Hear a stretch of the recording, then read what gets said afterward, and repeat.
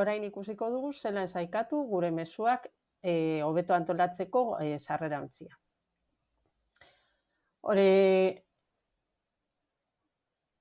Egin behar duguna da, adibidez, erabiltzaile honen mezu guztiak saikatuko ditut eta gordeko ditut beste toki batean, etiketa batean. Horretarako, hemen buscar correo, itzatziko dut erabiltzaile hori, eta bilatuko ditut bere mezu guztiak. Hemen agertzen zaizkit bere mezu guztiak.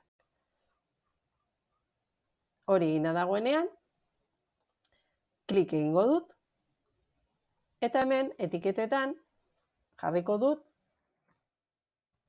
bere izena.